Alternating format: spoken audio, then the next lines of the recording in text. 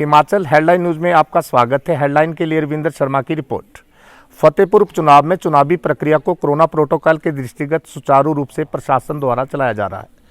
फतेहपुर उपचुनाव के महाकुंभ में आए मतदाताओं ने विभिन्न पोलिंग बूथों पर अपने मत डालकर विशेष रूप में हिस्सा लिया। इस दौरान चुनाव आयोग ने भी अपनी अहम भूमिका निभाई है। जानकारी के अनुसार दोपहर 1 बजे तक 28.23% मतदान हो चुका है। हिमाचल हेडलाइन ने फतेहपुर के चुनाव में उतरे कांग्रेस प्रत्याशी भवानी पठानिया, भाजपा प्रत्याशी बलदेव ठाकुर, आजाद प्रत्याशी डॉक्टर राजन सुशांत, आजाद प्रत्याशी अशोक सोमल से रूबरू बात की।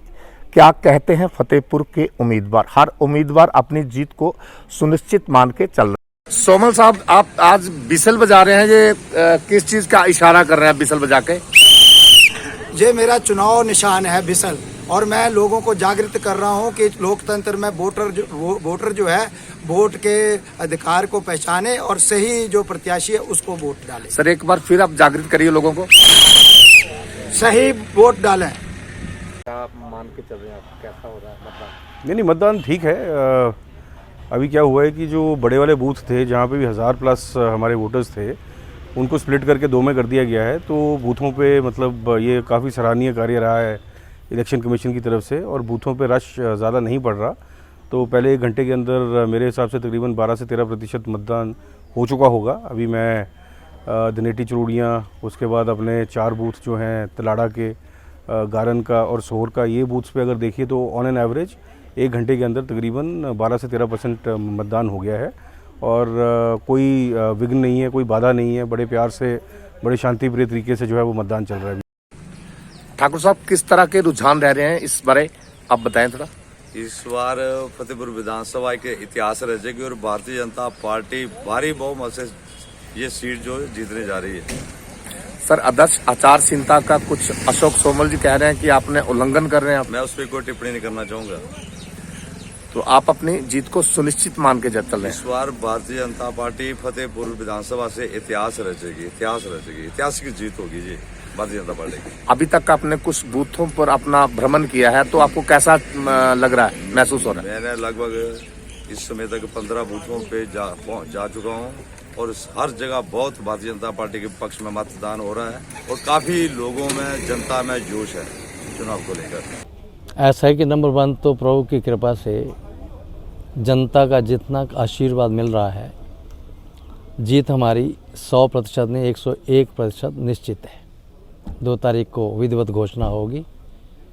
सबसे पहले मैंने जो संकल्प लिया है 1,20,000 NPS मुलाजमों के लिए, उनको मैं धन्यवाद करना चाहता हूं। आज वो खुल करके हमारे समर्थन में आए हैं, तो निश्चित तौर पर उनको जल्दी से जल्दी OPS मिले, इसके लिए योजनाएं मेरे दिमाग में हैं।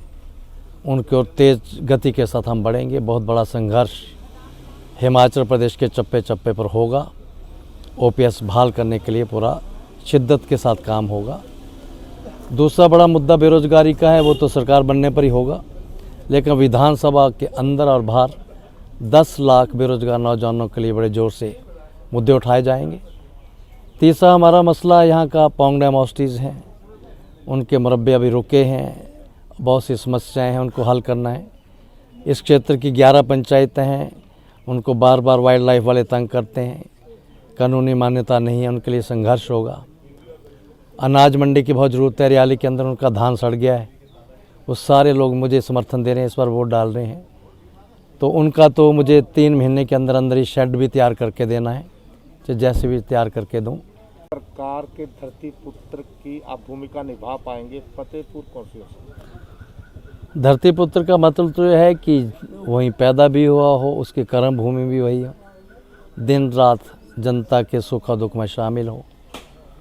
मैं उन लोगों में नहीं हूं कि चुनाव आया तो मुंबई छोड़ के आ गए, चुनाव आया तो दूसरी जगह से आ गए।